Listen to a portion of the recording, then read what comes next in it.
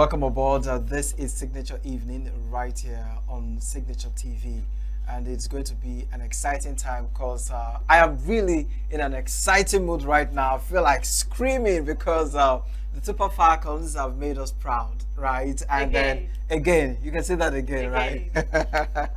So, of course, we're going to talk about that and other exciting things we shall be looking at tonight on the show. It's going to be an exciting one. We've got a lot on our table. Of course, I won't be doing this alone. First of all, my name is Christopher Lele, and I have with us the beautiful princess. Good evening, each and every one of our viewers out there. I am Quincy Roland, and always we are glad to have you join us on Signature Evening from 7 p.m. to 10 p.m. It's always an amazing time with you on the screen.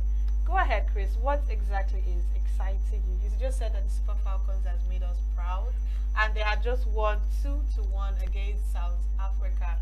And it's really interesting because just yesterday we're talking about the game with Nigeria and what country was that exactly?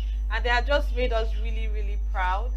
They had made us really proud, and it's really interesting to have watched them perform amazingly on the field. It seems Alozie was all over the place. You are screaming Alozie, like she really did the best, like really did well. And I don't know, if you go to the street right now, it will even shock you to know, say, most women are not even watching this match. And that's the interesting Most thing. women are not watching the match. Watching And this we are match. talking about constitutional review. Where are the women putting themselves in the things that matter? I knew you were going to that point, but don't worry. Where are they putting themselves? We'll come to that later. But I'm really proud of the Super Falcons. Right. I mean, who would have known that? I mean, because after much contemplation, we're really worried of their participation and their performance during the game, and they've been making us so proud. Just like yesterday, we had a conversation on this particular subject matter and what their football match will be with South Africa today. And it's really interesting that just this evening we are winning, or rather we've won. And it's really amazing. It is. So really. I don't understand why, just as you mentioned, this is a women's game. The women are in the field making the entire nation proud, and we have men cheering them up.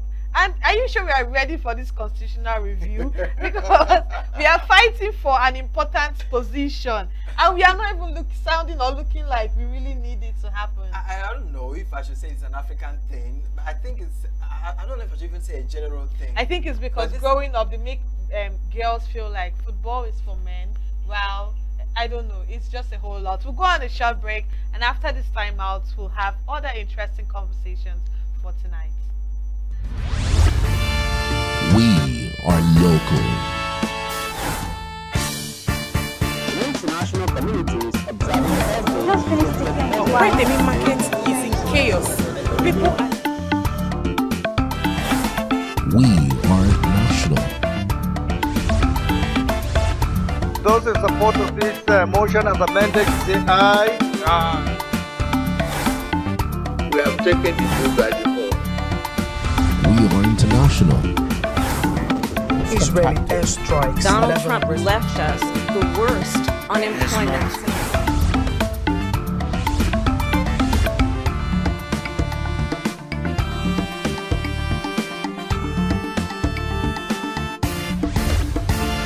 Signature TV, news in your pocket.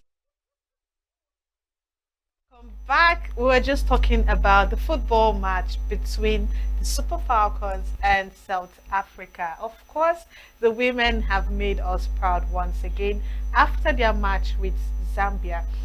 Yesterday, to be precise. And it's so interesting that even though we have women playing in the fields, we have men cheering them. Doesn't this make you understand how uninvolved women are in the business of football? I feel like saying business of the day. I feel like saying business of the day. No, business of football. Let's be specific. Oh, of course. In the business of football, it's a selected thing. Even if you see women playing, some women that are not on the pitch will go like, do women even are supposed to do this? Are women supposed to even do this? Because it doesn't look feminine. Yes, some of the women, the whole exercise and everything, your body restructuring and what have you. So many people have their reservations with females going into sports, But then again, we are still talking about the women football competition, African women football competition. Where are the women supporting women? If now it's not always PG they say waiting man do man. At this point, waiting women do women. See, let's be realistic. When it comes to football like this, let's talk about the physical appearance. It makes you change your physical appearance as a woman. As a woman, you're supposed to appear really soft and feminine and every single thing. But you don't go looking like a man with so much muscles all out there. And I think that's why women don't really feel like it's a female thing to be a footballer or a bodybuilder or to be involved in certain sports, because first of all, it makes you step out of, I could be wrong, but it just gives the idea that you've stepped out of your feminine energy, your feminine era, and you're just doing the manly things, which is not relatable to me as a feminine woman that is not involved in things like that.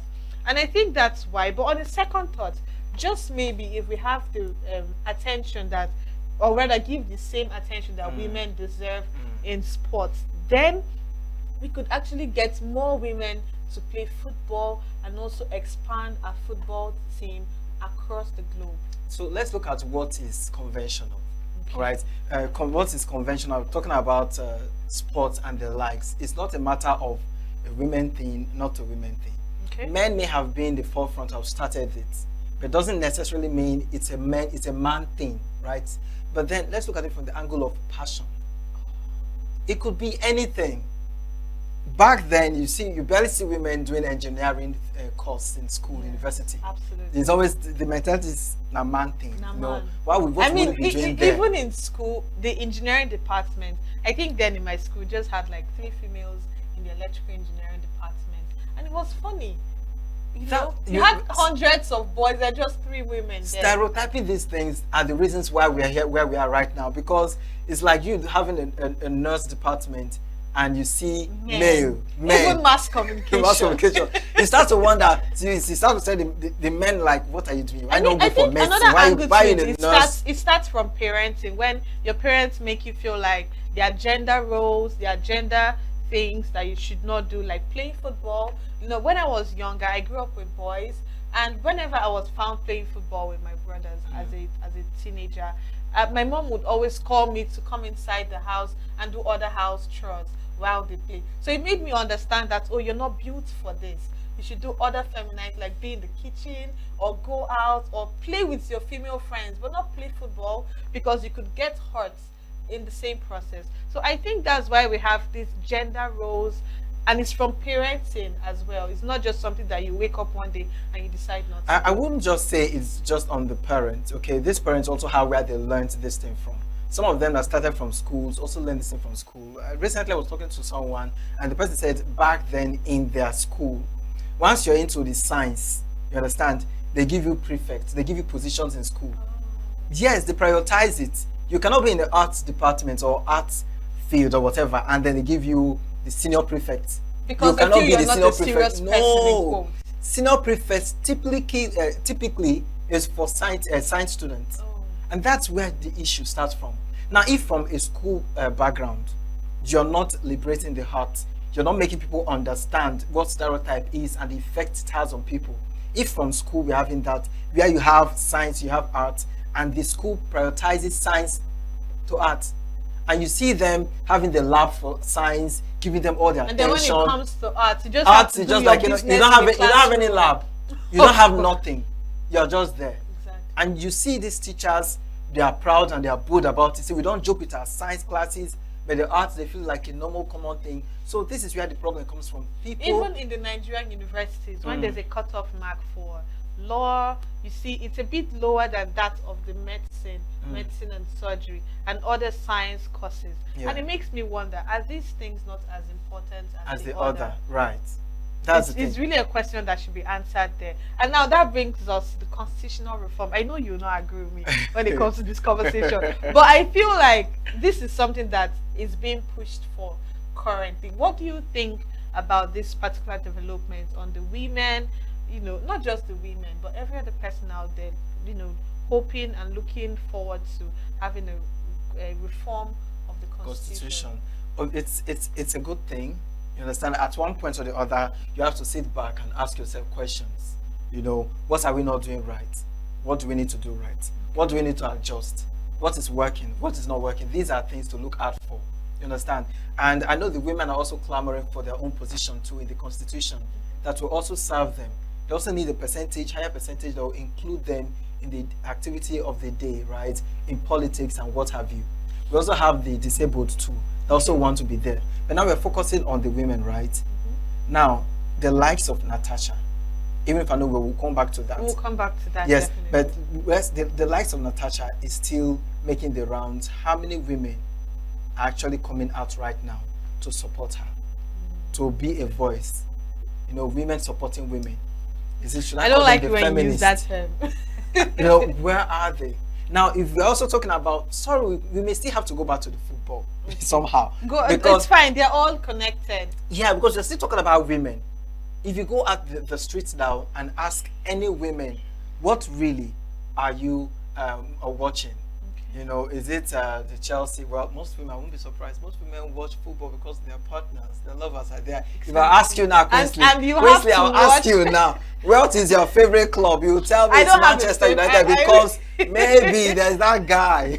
I really do not have a favorite club, and maybe I just like one or two players because of their physique, what they look like, whatever you have to say. Oh, so I don't like these players because of their club, but because of what they look like. So that's my point of attraction when it comes to football. But afterwards, I don't think I know anything about football because I'm just concerned about this fine player that is on the field, and I'm just trying to know what's his name before I go off this. But are you not curious as a lady? To see your fellow ladies representing your country and doing the big things, and you're proud of it, like you're curious to see how ladies could come out so strong and dribble and do all of that. I don't appreciate or I'm not curious, but I don't understand the game of football. Okay. I think before you could enjoy something, you understand it. I don't understand football. I don't understand the language, the fouls. I don't know the rules that are around it. I really do not know. But back to you, what club do you support? Because now you're about to crucify me for liking a team because of my supposed partner likes this particular team. But what team do you support? Well, any day, anytime, Manchester United. Really? So you were projecting? I wasn't projecting, right? But then again, we're still looking at women, right? Supporting women. And we look forward to the time whereby women will have these games going on. And you see other women at football, at clubs, what do they call and it? Stadiums. Or joints where they watch matches, right? You see them without their boyfriends, so to speak, or their fiancés or their husbands. You see them in their numbers. Women, go out with other women, go there, I think buy their drinks. It's only during football matches you see men hug in happiness. With no tribalism. Exactly. With no homosexual, when homophobic attitude attached to it. Nothing attached, all in one mind to enjoy the football game.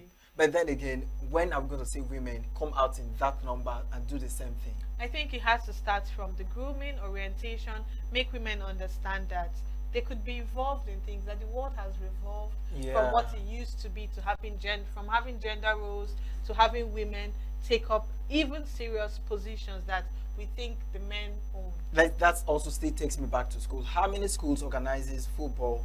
How many schools organize football club for women? Okay. You barely. You just see the men. Maybe if they do that, maybe just for fun, but they don't have clubs, where they have the women playing back to back, as if they're training or nurturing women into their passion as a footballer. Unlike the boys. Unlike the boys. You see, but then there's that part of it for boys, and it's confirmed, it really. It has in short, the principal or one of those big men has a name, it's his club. You get. But now the proprietress or the other female teachers, they don't have anything like that, and that is on another angle on its own. But if you are coming back to the Constitution, can we talk about that now? Of course we can.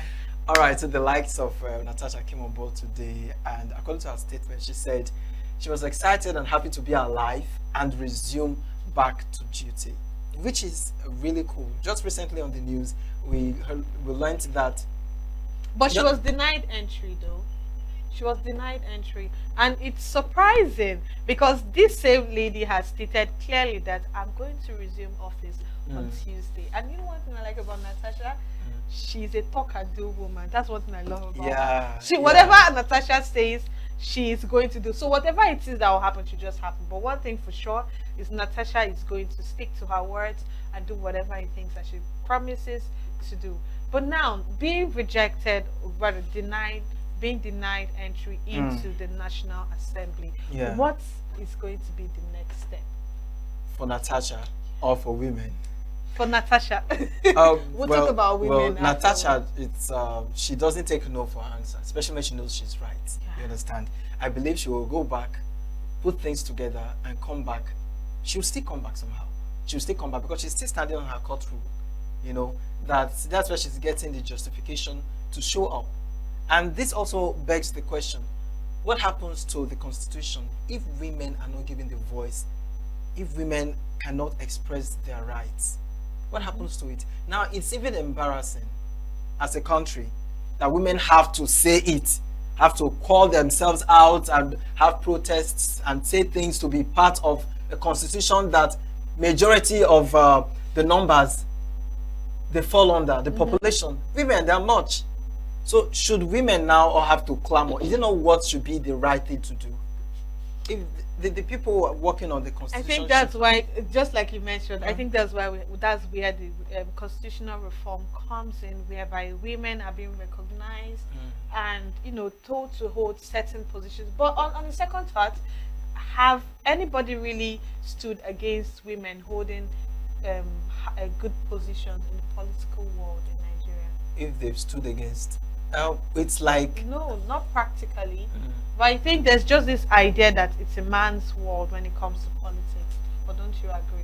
I don't agree it's a man's word when it comes to I mean, politics. like it's just an idea. Yes, that's just idea. an unwritten rule. Yes, unwritten rule. Of course, I think most times women may exaggerate the understanding of these things. You understand? Because even if it's a man, men still feel threatened. By women. No. Fellow men Okay. being in the business. So if a woman comes in, the threat even becomes very high. I think Because they start don't to feel like- they don't feel threatened when a woman comes into the picture, because it feels like, how is she going to thrive? How is she going to overcome me? How is she going to win against me in this coming election? So it feels like, Because they it's- don't see them because finish. it's They an don't see women unwritten- finish. No. It's like an unwritten rule that women do not belong in this world. So no matter how hard you try, the attention is always going to go to the men. That's the understanding from your own angle that some of these men have already seen the women as a weaker Weak, vessel. exactly. What can they do? They will still ginger. They go chill. At the end of the day, we are their husbands. We are the men. We can always calm them down somehow. Another angle to this is culture. What role does culture play in this particular, whenever, let's even come back to the household. We always have, I'm not saying we should not have the head of the family as a man. That's Yeah. perfect, that's nice, that's good. I mean, even in the Bible, it says so. But even in culture, you have a situation where it makes people, by their upbringing, understand that you don't do certain things because you're a woman. You allow men do certain things. Culture plays a very big role in this particular situation, if you agree with me. Of course, I do agree with you, and it's not helping. It's not helping at all. I think that's where the whole constitution needs to come in, because if we are talking about constitution and what have you, we have to still bring it back home. You understand? It's not just going to be in the National Assembly. It's not going to be in Nigeria political scene. We can bring it home to the family as well, because we can take care of it from the home as well. If at the end of the day we are talking about Nigeria, if at the end of the day we are talking about Nigeria consists of families, siblings, and individual. You understand? If you're looking for a better Nigeria, let's come back to the family. If the family is okay, if the family is right, if cultures, religions, and what have you, they are done properly from the family, which is the root, then the Nigeria we're looking for may turn out well. Okay, if you agree with me, there's a patriarchal situation in our culture, even in the Bible, down to the Bible, where you have the men of Israel, Israelites, it's never anything about women. It just makes you understand that women have to come after the men. And I think because of how the world has evolved so much, and women have shown that they are just not that weak vessels. They have so much to offer. Even even to the men too. There are certain positions that you just feel like this position is always left for women. When it comes to being a secretary and women leader, positions like that, those minimal positions, you just see women crowding themselves there, and it makes me understand that why do they always have to leave the big ones for the men, and then the little ones that's like for the support and women? Yeah, so it will be as if we are kicking you out of the system. So you are manage this one. They give you breadcrumbs and expect you to be satisfied. It's questionable, right? It's concerning. We coming from the Bible side, I would suggest that Bible is Bible. Christianity or religion is religion, and let's come to physical politics. Because if you are to go to Bible, even Jesus had all his disciples men.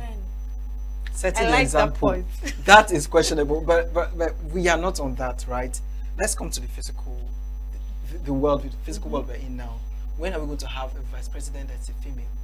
When are we going to have a president that's a woman? A governor that's also a woman. But this does not just start with the men in the political spaces. The women, where are they? How are they coming out to speak? How are they making Nigerians proud? When we have the likes of Better Do you know what happened to her? How she was kicked out because of one or two stuff that happened. People start to ask questions: are women really ready to be in place? I think it's situations like this that makes women withdraw from being active in service. I mean, how would you feel if you see another woman treated this way, and this is something that you want to go for? What makes you think you're better than this person? What makes you think you'll be treated differently, except maybe you have backings of men as well? And it's really disturbing. And then back to the constitutional reform, we have women clamoring to have better positions in the political world, and I'm worried because what makes you think that on the first one, are women really ready to hold these positions? Are we strong enough? Are we emotionally ready for this? Are we physically mature to face this situation? Because it takes a lot to I would say the women are ready. Women have always been ready. Let's start with the family. Back to the family. Who holds the family together? Who puts the family together? It's always go to the man, but you and I know it's the women. The men most times come from the financial angle and what have you.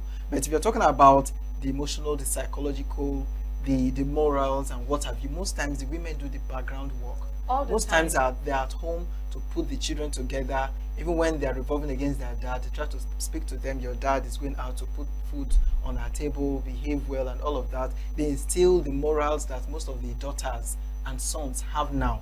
And the women have always been strong to carry the burden, to do it right.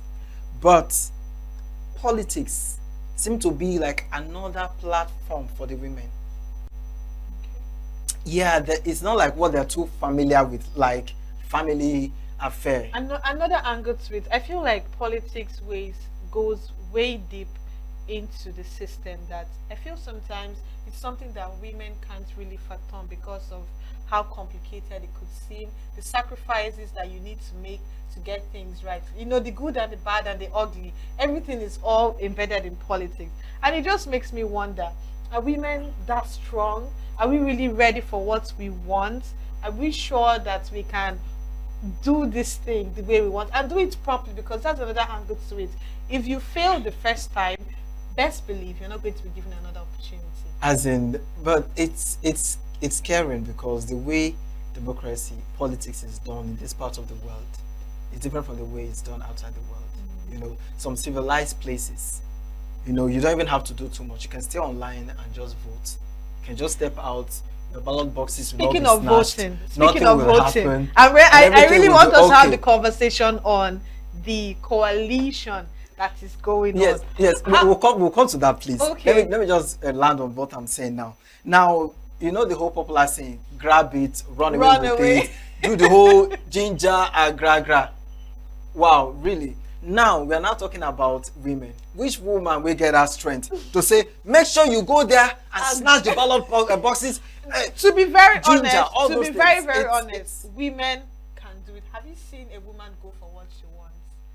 No, I I'm mean, not she talking will about bring relations. down- No, I'm not talking about relationships. No, not relationships. I mean, gra. I'm trying Scattering to the achieve boyfriend's house and putting. No, far from that. Trying to achieve a goal, trying to set things straight, trying to achieve something. If a woman sets out to do something, best believe she will have to bring down the heavens to do it, and she will do that. Now over to the coalition. P2B has left, right? And it's something that, would I say we saw it coming? I can't say for sure, but I feel like the 2023 election that we had is just a rehearsal of what will happen in 2027. I don't know why. I have this gut feeling in me. And I know that the APC, our president, Bola Ahmed Tinubu, is not going to back down. I am really sure he's putting his arsenals together, getting things ready for 2027, even to the point that we have stepped away from facing what is going on in Nigeria to talking about 2027 general election. And it's just 2 years away. And we have started now we've started already to start clamoring on this particular subject matter. And it keeps me worried. What will be the face of 2027 election? I feel 2023 is just a rehearsal of what will happen in 2027.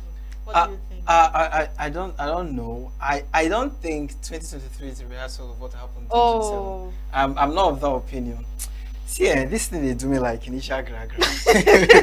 in as much as many Nigerians were sad, you know, that the likes of Peter Obi, you know, the whole ginger online, social media, youths came out in their numbers and voted.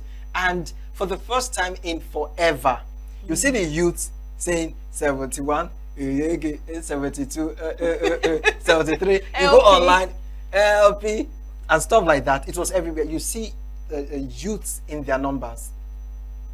In all of these things, the party that the Constitution recognized still became, you know, the current administration. So it's not about making noise. The Zambia yesterday, you know, they were all gingering the likes of Barbara Banda, you know, and at the end of the day, Nigeria still kicked them out.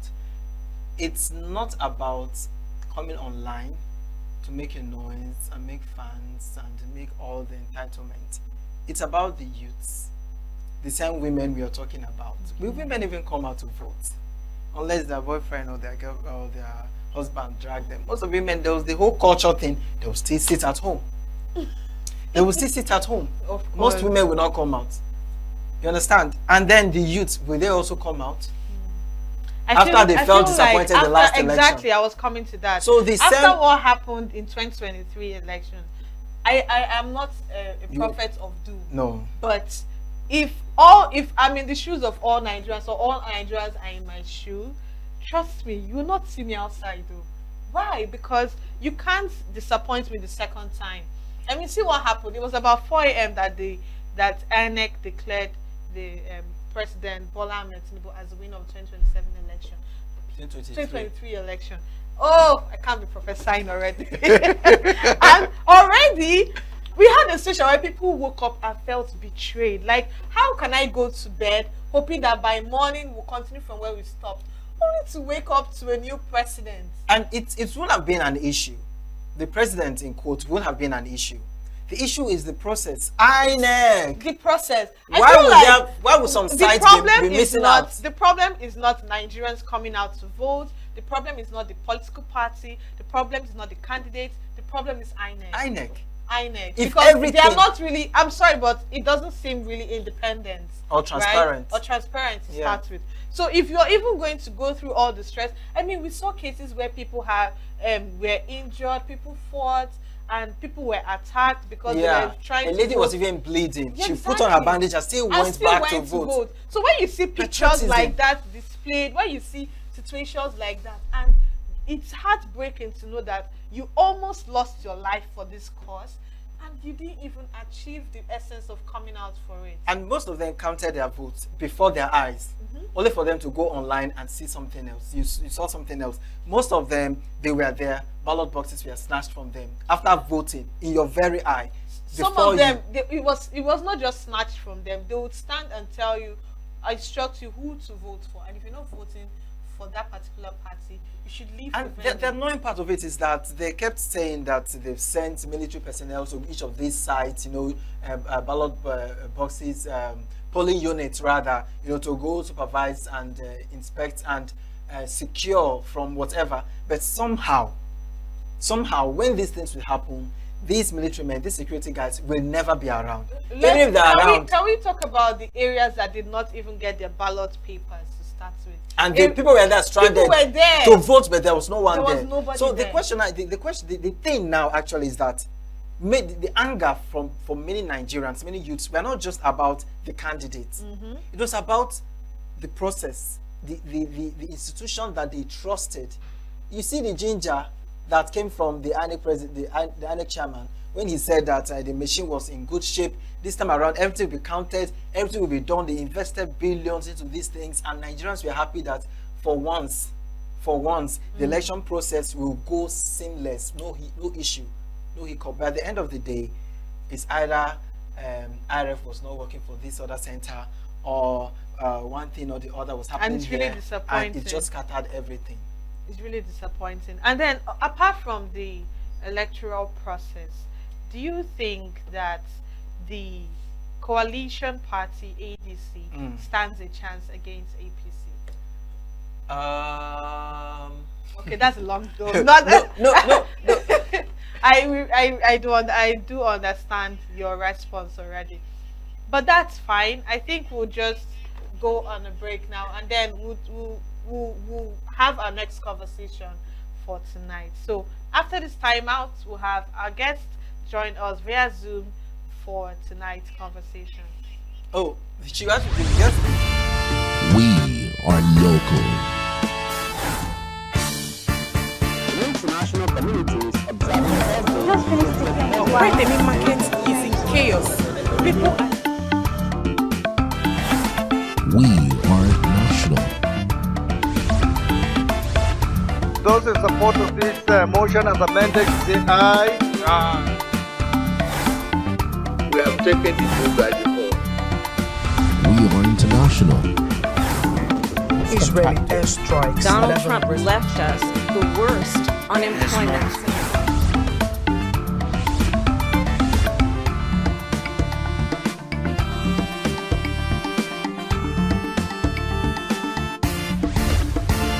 Signature TV, news in your pocket.